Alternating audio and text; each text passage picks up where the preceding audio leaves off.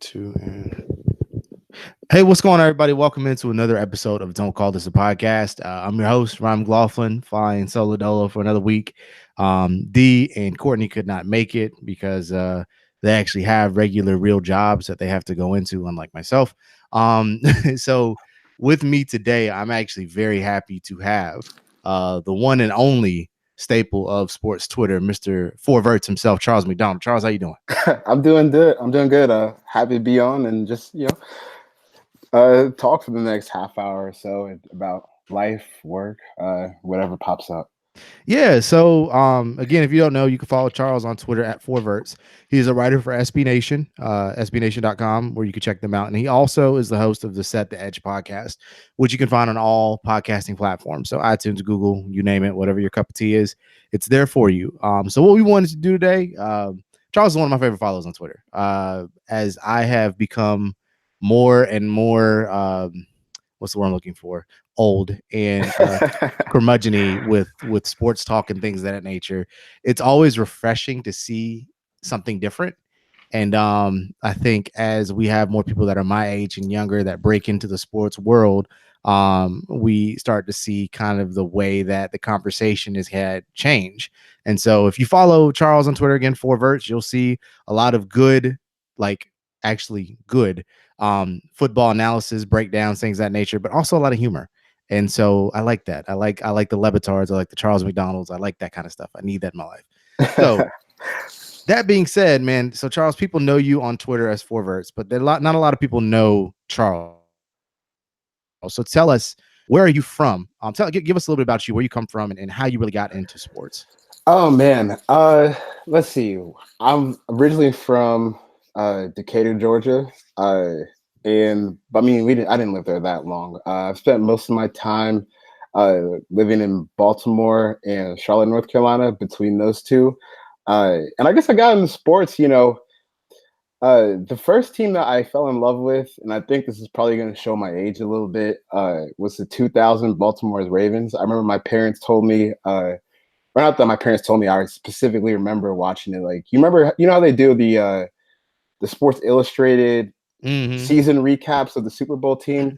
Well, I had the VHS tape of the 2000 Baltimore Ravens, and I probably watched that thing like 100 times. And I mean, I was like 6 or 7 years old when that season happened. So that was kind of my first like real introduction to football. And it's funny because the Ravens were my team after that year, and then Michael Vick happened, and Michael Vick was drafted the year after the Ravens beat the Giants in the Super Bowl. And I watched him, and I was like, oh my god, this is like the coolest thing that I've ever seen in my life. One, to have this quarterback that's playing completely different than everybody else, and then to have this guy, who looks like me as a black guy, when that position is, historically underrepresented by black people. That was pretty cool. So I kind of became a Falcons fan after that, and with my ties to Decatur and still got a lot of family in Atlanta, it made a lot of sense to root for them back then, even though it doesn't quite now. You got roped into disappointment early. It's fine. I got roped in disappointment early, but yeah, I guess that's how I kind of fell in love with it. Like that first Ravens team, and just seeing how much fun they had and how brutal they were on defense, and then Michael Vick. It was just, two kind of like extreme sides of football that were just, a lot of fun for very, very different reasons. So you mentioned Vic and the Falcons and things of that nature, and kind of Vic being that polarizing, well, not polarizing, but that marquee figure for you as a child. Was he your favorite athlete growing up, or were there others that you, from all sports, that you really just decided, oh, I got to be like this guy?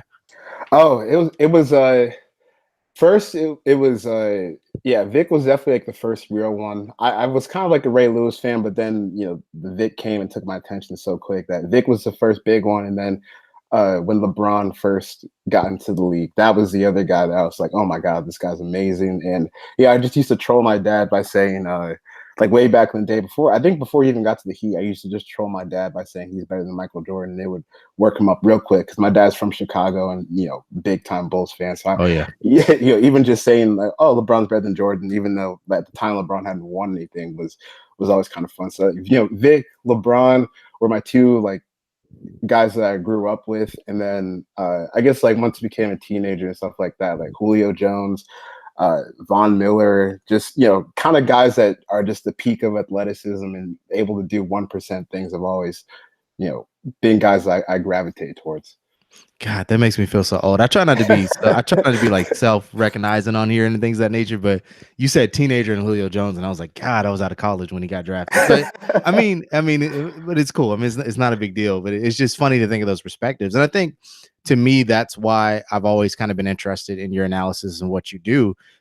Because I think you do see things from a different angle, from a better angle than I do, because, I'm still trying to catch up with football now versus, back when I was in high school, I used to be able, I could tell you the name of everybody on every team. And a lot of that was from Madden. But I think it's interesting how, as I got older and not really been able to pay attention and not really constantly watching ESPN like I used to, that there are these additional mediums that exist that allow us to kind of get this information from people like you, Ben Albright, Derek Klassen. Is that his name? Is it Klassen? Yeah, Derek Klassen. That's my little homie right there. So, I think being able to see that in another medium, it really helps you kind of keep tied with the game. So let's talk about that a little bit, because you and Derek, obviously, y'all have a podcast together. Y'all have Set the Edge together, and you also have been doing writing with SBNation for how long now? A year. And also I do Set the Edge with my friend Justice, but Derek, I'm sorry, yeah, Justice. me and Justice, Derek, like we're all like in the same circle. But yeah, I've been at SBNation for a year now. And even before that, I was just kind of doing like little, I was a writer for the Falcons website, the Falcoholic, and it's been a it's been a really weird journey in terms of getting to where I am now. Because I remember when, like, the moment that I mean, there wasn't even really like a conscious decision where I decided to start writing about football. I'd always been like super duper interested in football, and I was, a decent writer growing up. So, there was just one point in my life where I was, kind of going through a pretty rough spell, and I just opened up Twitter and I was like, what, I'm just gonna make a Twitter account and just tweet about football, because that's like the one thing that makes me feel good at this point in time. And I just started tweeting about the draft, and then just kind of snowballed into other opportunities. And I decided, I'll try my hand at writing it. And at first I started just doing some stuff for free and working on the side, and then I was able to make it a full-time career, like this over the past year and a half or so. So it's been a fun ride. I think I made my account at the end of the 2015 season, or at the start of the 2015 season. It's like right when Dan Quinn got hired by the Falcons is when I made my account, and it's just been amazing to see the way it's kind of snowballed. And it's funny though, because you talk about putting your personality into your work, and or at least having fun online. Because I remember when I first started my account, I was just like, okay, this has got to be like the most serious thing that I've done, and we don't really talk about football as a joke. It's all very straightforward, serious. And then, just looking at sports that way gets very boring very fast. So then, you can kind of open up to people without exposing like everything about yourself, just talking about movies or cracking jokes or live tweeting sports events, and just kind of letting your personality show and having fun. And that's kind of when like it really started to take off, and even getting to meet people like Mina Kimes and Field Yates. Like the first thing they talk about is like, oh, I love your personality, but your work is great too. So it's always just kind of being able to be yourself while letting your work shine at the same time. And I've been able to find a pretty good balance of that so far. Yeah, I mean, but that's such an interesting thing to think about, the way that we traditionally and historically have treated football. And I think your rise, so to speak, has come at the right time, because it's always been, like you said, this stiffy, we got to treat it with this utmost respect. And these are, gladiators going out into battle, and it gets boring thinking that nature. And you and I, having been of a certain ethnicity, both of us being black, both of us being people who we watch players that look like us, a majority of the league looks like us. We know that that's not how these guys communicate or converse with each other. We know that culturally the approach is not the same. And so as more people like you and I jump into media, as more people like you started to gain prominence, we can kind of change the way it's discussed. And I think it makes it fun. I think that's what makes the NBA I love the NFL. The NFL is my favorite. Ratings are, king. It's the king ratings wise. Discussion wise, NBA Twitter to me is a lot more fluid because people aren't as stuffy about it.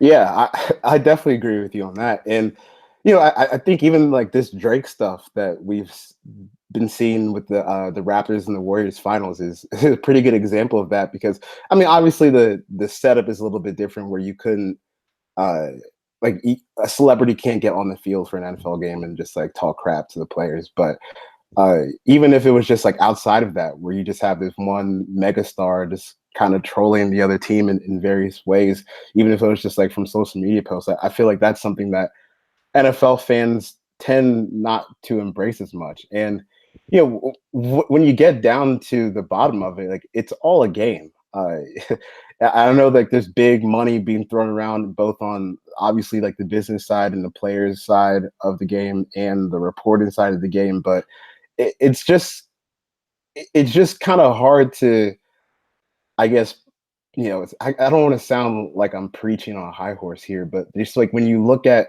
what else is going on around the world and what's going on in our communities and just all over the place, it's just kind of hard to take this football game like it's the most important thing on the planet because it's just not even close to that. So it's just kind of fun to, I guess, deconstruct it a little bit for people, and you can still have like the in-depth analysis and the film breakdowns and the stat stuff while also just making complete fun of the game at the same time. Like we're Falcons fans. We've gone through a lot of heartbreak over the last however long it's been since they were founded, or since I've been watching them like the past 20 years.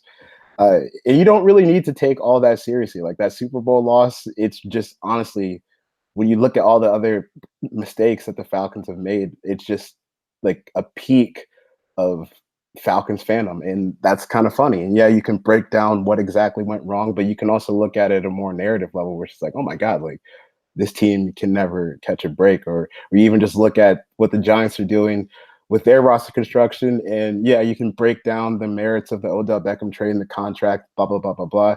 Or you can just kind of point and laugh at like, yeah, your team got a lot worse. And even if you did lose that contract and you have more cap space, you still don't have Odell Beckham. So, just being able to look at it through a lens where you can have fun with it while breaking down is kind of like the stuff that I've always gravitated to. Like you mentioned Le Batard show before.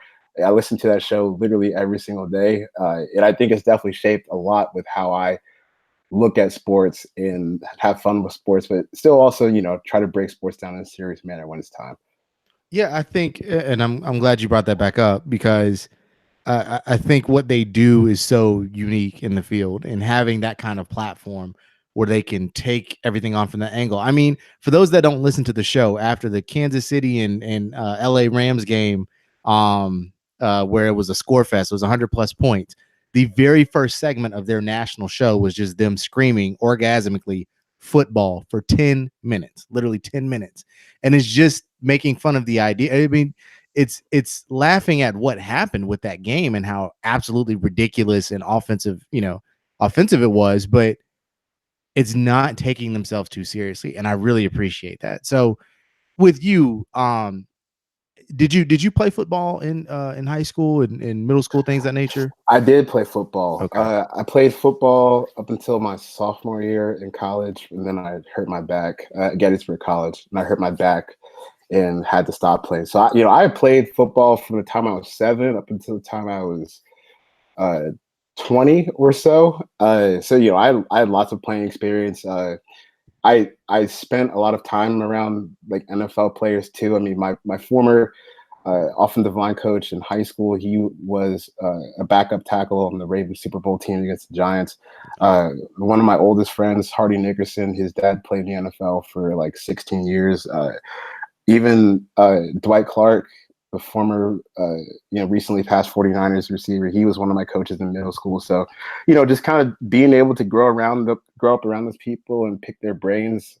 Like when I started writing, I already knew a lot about football, and then you just kind of got to keep growing and keep learning. And, I think one of the big mistakes I made when I first started out was that I thought that I knew more than everybody, and I would get in like dumb little Twitter spats like that. But you quickly learn that there's people, no matter what you do, that know a lot more about that subject than you do. So you just kind of gotta, keep your head low, keep grinding, and just be able to pick up stuff from other people. But yeah, it's been fun. I mean, football has been around me my entire life, and I even did 1 year of coaching. I think 2 or 3 years ago, and the head coach for our team was he used to be the pass rushing coach for the Ravens when they had like Terrell Suggs very early in his career. So I've been very fortunate to just be around all these people that have a lot of experience in the game and be able to kind of mold their experiences into what I'm trying to write about. So would you consider yourself like a football junkie? Were you rooting for the now butt of all jokes AAF? Are you rooting for the XFL? Do you look at minor leagues, anything like that?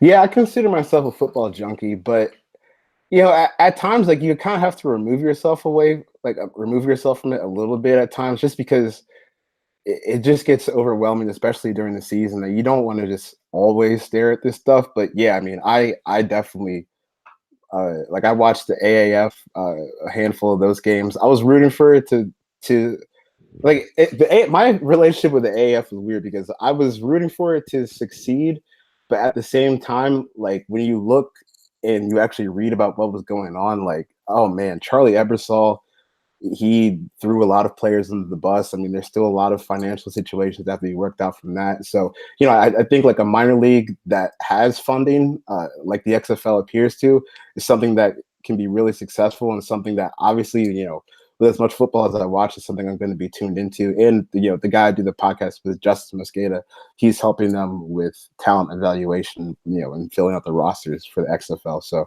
that's something I'm definitely going to be in touch with. And it's kind of fun, like this time of year in the off season, because I think this is the time where the true football junkies can kind of explore and watch tape and break down stats and stuff like that. And even getting access to sports info solutions through work has just opened up a whole new world where I can sort through any situation that I want with formations and players on the field and all that stuff. So that's been a big a time dump for me recently, but I just can't really imagine doing anything else besides working in football. And luckily, I've been fortunate enough and had the support of a lot of people to make that a reality. Okay, so answer me this, because you now are about to enter into your third decade of Falcon misery. So on a scale of 1 to 10, describe the pain of peak falconing. So that could be Super Bowl 51, that can be the 2012 NFC Championship game, that can be any Falcons moment where you just went like, oh, this is happening. This is going to happen.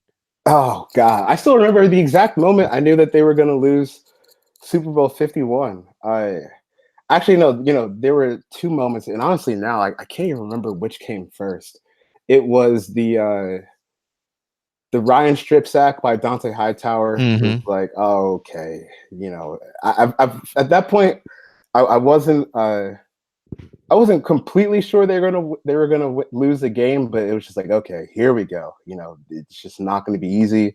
It's never easy with this team. And then the Edelman catch was gut wrenching because at that point you knew whatever forces in the universe you believe in, we're just going to will the Patriots to a victory. And I don't even know.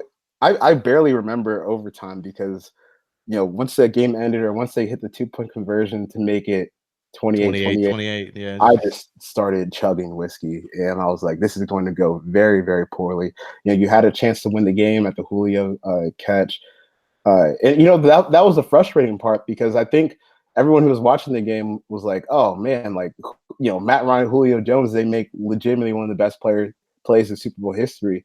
And at that point in the game, you could kneel 3 times, keep the clock running, then kick a field goal, and you're up 11 points. And it was 3rd-and-1, and we got in the shotgun and we dropped back. And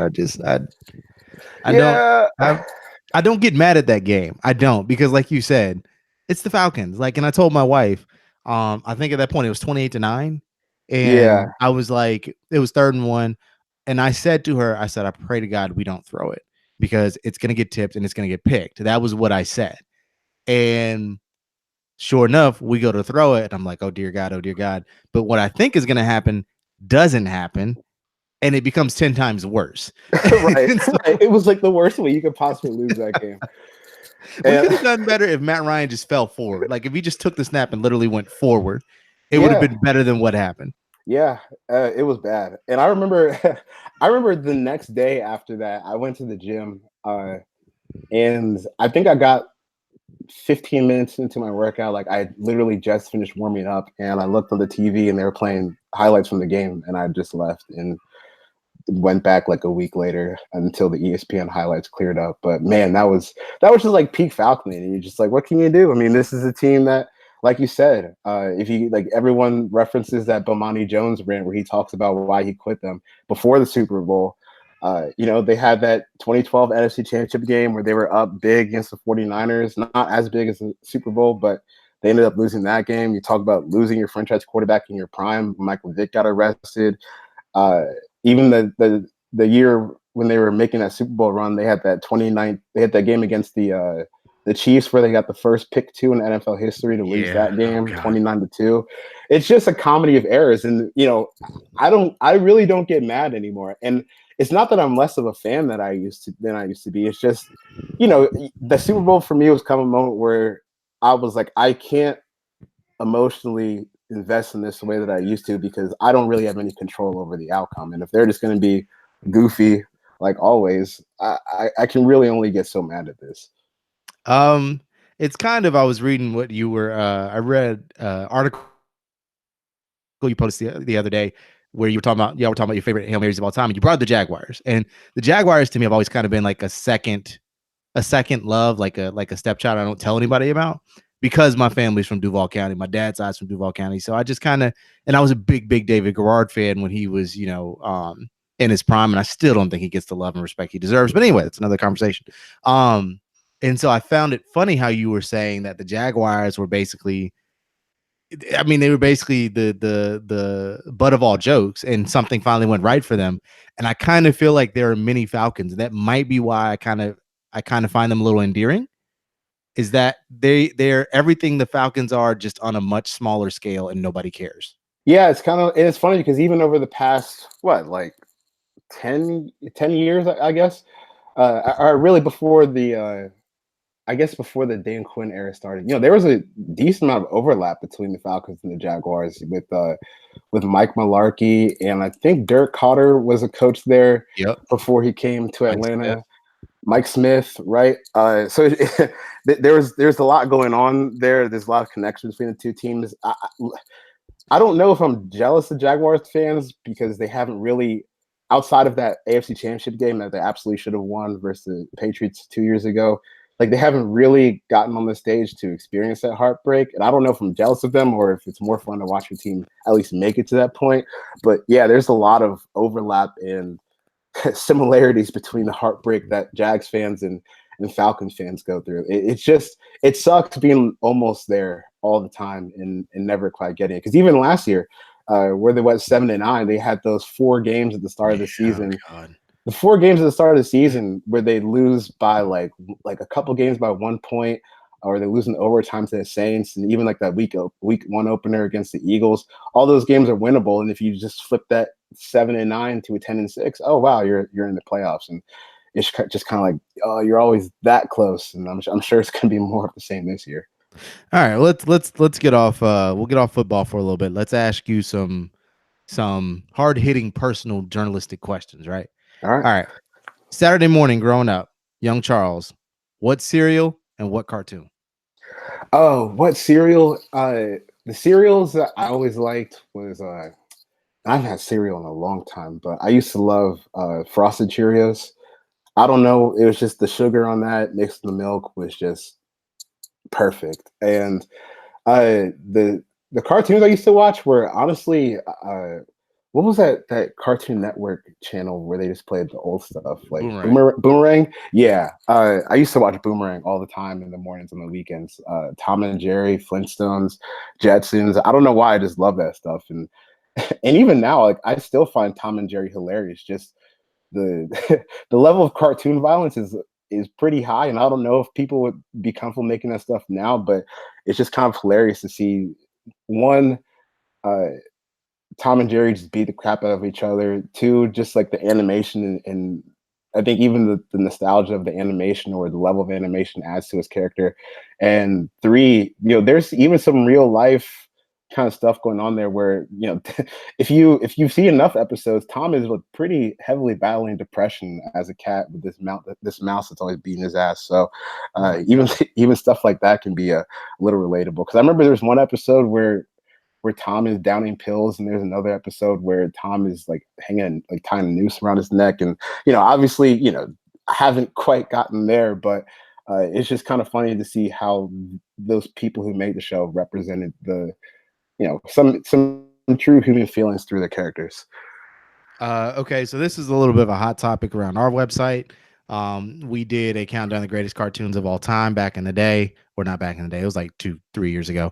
Roywood Jr. helped us out. Another comedian, Narada Moore, helped us out. But a big point of contention, they believe Batman the animated series is the greatest cartoon of all time. How do you feel? What do you feel is the greatest? You say Batman the animated series? Yeah, the 90s edition. Oh, I haven't really seen too much of that. My favorite, what I would call the best animated series of all time. I think I might roll with the Boondocks, even though the last like season 4 was kind of weak.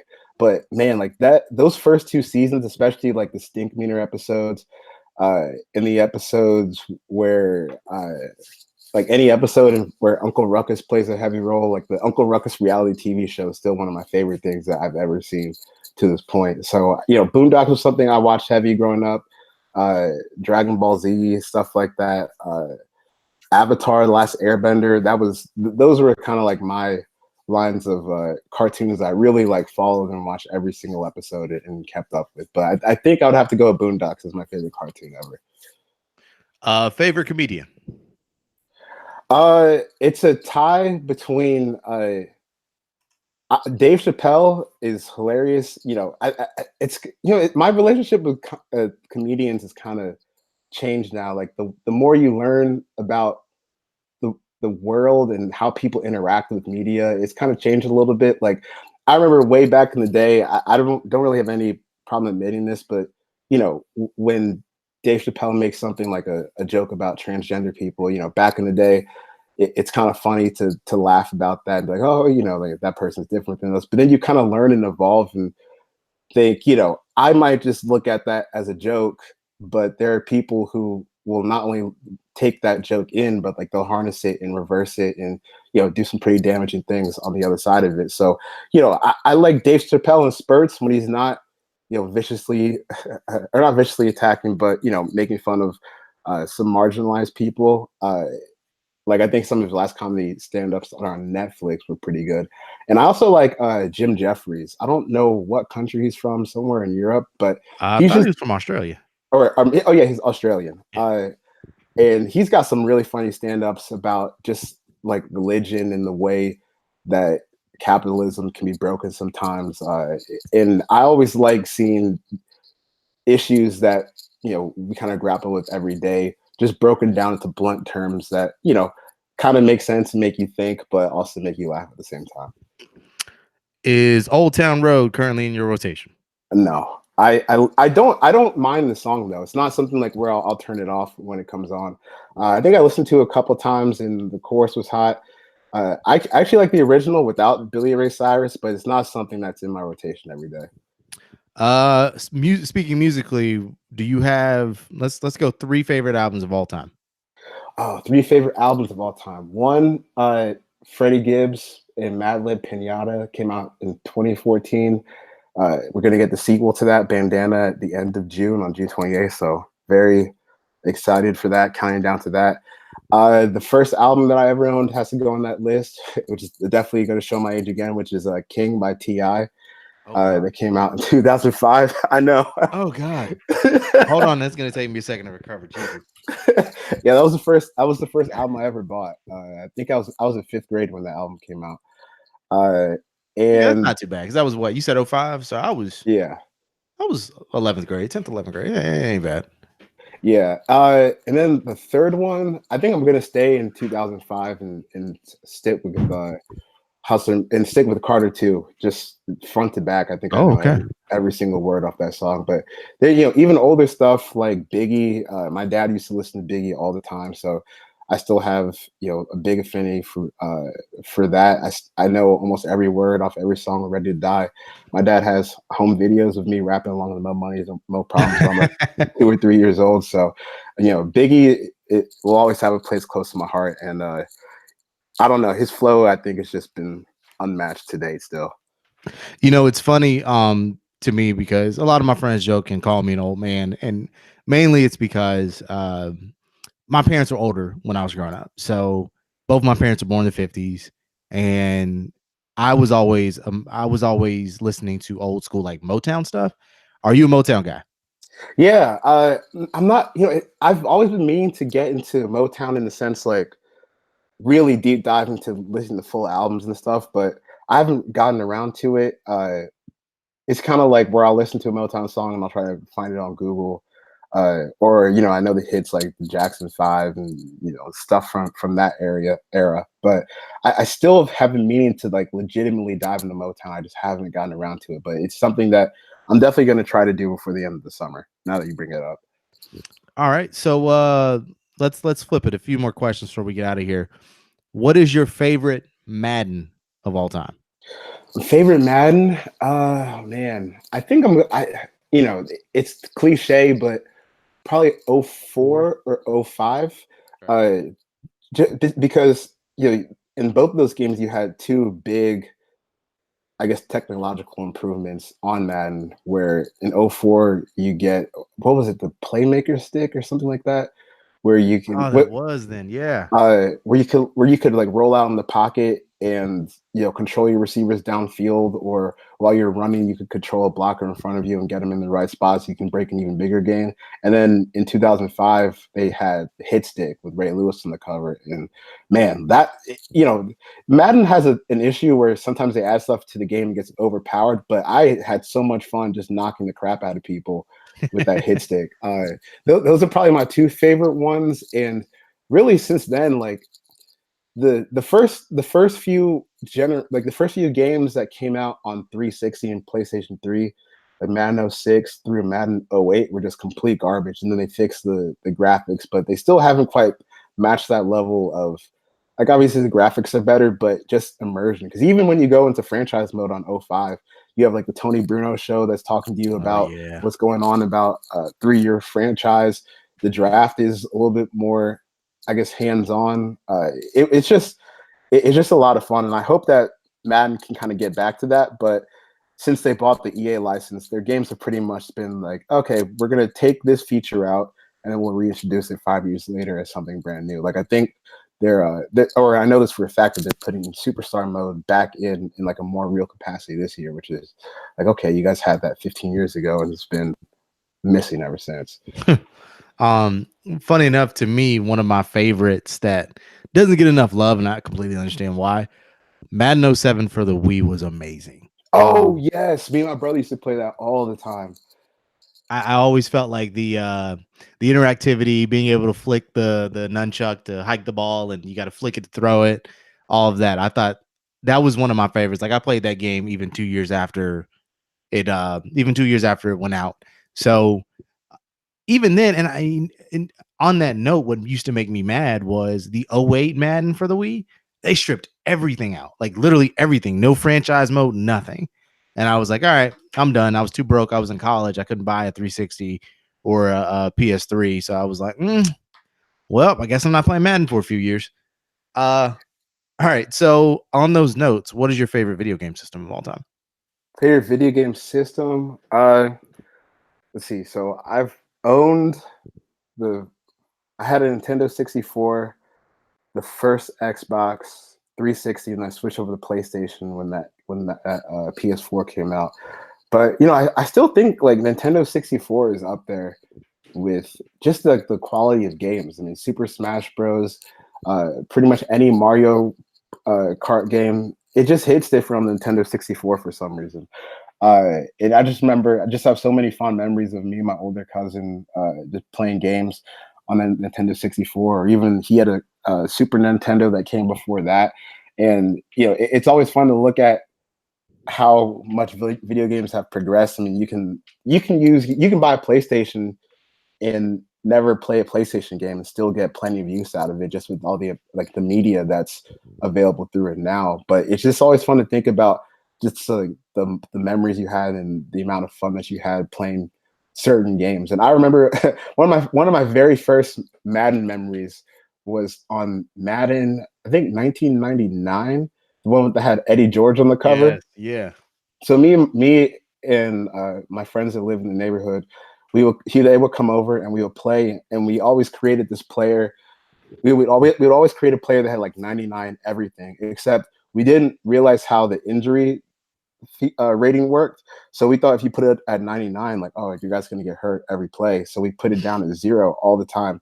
And we just had this guy who was a super freak. Every time he got touched, he was out for the season. We couldn't figure out why. And then I learned, oh, you got to put that at 99. See, he doesn't get hurt all the time. But yeah, just a lot of memories on the Nintendo 64, and even 360 had the peak of NCAA 14, which we're still waiting for if the NCAA can get out their own way. On that note, so man, this is it's two questions, but there's two completely opposite spectrum. So I just ask them, whatever. Are you a Pokemon guy? Were you ever a Pokemon guy? Yeah, I was. Oh man, I was a big Pokemon guy up until Pokemon Sapphire, I think, on Game Boy. Yeah, it was Pokemon Sapphire, because I remember that I had the game and I grinded hard on that, man. Like, I would go around to other kids who had Ruby and try to, trade legendary Pokemon with them. And I remember that like the Pokédex that has all the Pokemon in it, it had 201 Pokemon, and I had 198 of 201 Pokemon. And like, I had gone back through games and I had gotten starter Pokemon from other people. Yeah, so I was like super deep into that. And then my brother, who's he's 4 years younger than me, he saved over my game one time, and I lost all of it. And after that, I was just like, I don't know how I can start a new one. So like, then I was like loosely involved with Pokemon after that, but I just couldn't get into it. And also, speaking of Nintendo 64, the old Pokemon Stadium games were always also a blast. Oh, so on a completely flip note, because you mentioned NCAA 14, what is your belief on paying the players? Do you think that that we should be moving to letting players benefit off of their likeness, or full on checks, or how do you feel about that? Give them the cash. I mean, there's, I mean, there's so much money going around. To say that the players can't get any cash is dumb, and especially with their likeness, because you remember on those old NCAA games where it's like fake player likeness, where if you go back to NCAA like 2010 or whatever, if you go to Florida, it's QB number 15, but he just happens to be left-handed and he plays like Tim Tebow and he's wearing all the same exact equipment as Tim Tebow, and his hometown is where Tim Tebow's from. That's interesting. Or if he played NCAA 14, you go to Texas A&M. Oh wow, there's a Johnny Manziel with all his stats, and he plays like a Heisman Trophy winner. That's kind of weird, but he's just listed as QB2. I mean, so like, you're already using the likeness in those examples. You might as well just give him some money. And from what I can tell, it doesn't seem like EA is opposed to paying players, because at this point, the nostalgia with NCAA series is so great that if they came back, oh yeah, I mean, it could be one of the highest selling games of all time if it came back. So I think the players need to get a portion of that, because I mean, the universities were getting paid, and there's no team without the players. The university doesn't really matter if you can't put stud players on the field. So you just got to get those players paid, and give us NCAA back, because I don't think I've ever had as much fun with any sports mode as I did with Dynasty mode, especially on once they gave you the ability to pick a coordinator and get hired through the coaching tree. Like, that stuff was just so much fun to me. All right. He is Charles McDonald of SBNation, the Falcoholic. You can follow him on Twitter at 4verts. Make sure you subscribe, rate, and comment on the Set the Edge podcast. Charles, before you get out of here, anything else you want to add? Yeah, just follow me on Twitter at 4verts. I think the off season is when people become better tweeters. So I'm looking forward to refining my craft before we hit the upcoming season, and just having a lot of fun throughout the summer, talking about sports, music, whatever. So yeah, just follow me on there, and let's kick it online. Charles, man, thank you so much for taking the time to join us today. Again, I mean, just having you take, again, we've wasted 45 minutes of your time. So I'm thankful of it, man. I really do appreciate it. All right. Thanks for having me.